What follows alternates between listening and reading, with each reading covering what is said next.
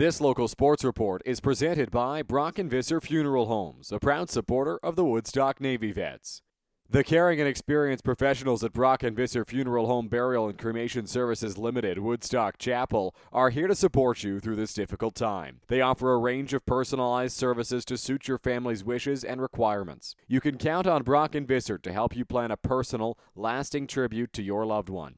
And they'll carefully guide you through the many decisions that must be made during this challenging time. Contact Pam and Jeff Gerber at 519-539-0004 or visit brockandvisser.com. It's Game 2 of the PJHL Doherty Division semifinal series between the Woodstock Navy Vets and the new Hamburg Firebirds. The Navy Vets trailed the best of 7 1-0 as they look to tie it up on home ice at Woodstock District Community Complex. Before the game, Charlie Barnes is presented with the Defenseman of the Year award for the Doherty Division. Puck drop is next.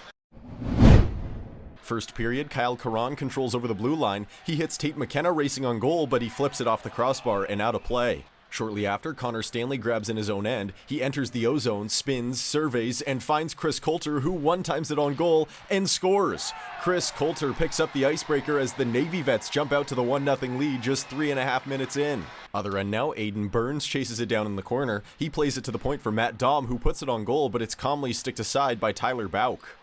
Before the end of the period, Owen Fisher fights off 2 defenders behind the Woodstock goal. The puck squeaks to Aiden Burns, who hits Matt Daum in the slot to roof it and tie the game. Matt Daum comes down from the point to grab his 4th goal of the playoffs. It's 1-1 heading into the second. Middle frame, Jake Thompson receives the stretch pass at the blue line. He walks in and shoots from in tight, but Tyler Bauk makes a nice glove save to keep it out. Just over 7 to go in the period now, Davin Gray picks it up at center. He works over the line, fights off a stick check, and shoots from the slot, but Declan Jermal denies him and Andrew Gear knocks away the rebound.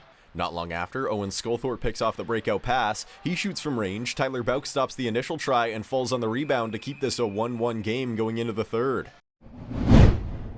Final frame, Owen Sculthorpe plays down low to Aiden Burns. The puck bounces around in front where Bobby Chilganis arrives to backhand it on goal, but Tyler Bauk is equal to it and stops play. Later on, Brody Kearns steals in the Firebirds' end. He passes to Michael Vermeesh at the point, who bounces around a defender and shoots, but the puck tips off the glove of the netminder and rings the iron to stay out. Still in the third, play stops as Gavin Birmingham and Jaden Fisher get into it.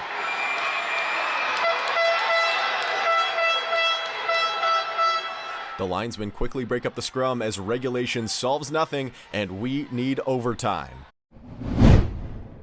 Extra frame, Antonio Pasqualino grabs it behind the goal and spots Andrew Gear, who shoots, but Tyler Bauk squeezes it to keep the game alive.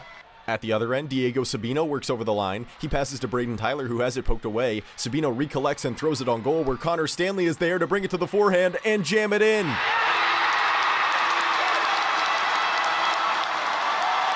9 minutes and 51 seconds into overtime, Connor Stanley nets the game winner as he gives the Woodstock Navy Vets the 2-1 victory on Saturday night.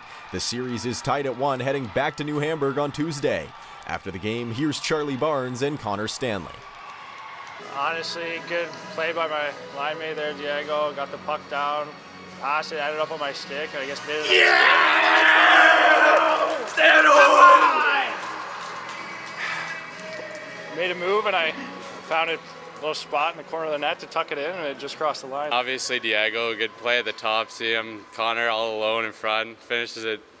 And I mean, like, I didn't even know. It's just a flood of emotions. Seeing Sano out there laughing, smiling, it was a good time. Our whole team, whole bench, as soon as it goes in, we erupt. It was a good feeling. And we knew it was going to be a war coming in. We've seen these guys the last few years. Our defense, like both games, 1-1 going into overtime here. It's going to be a war the whole way through, and we just got to keep playing defense first. The offense will come.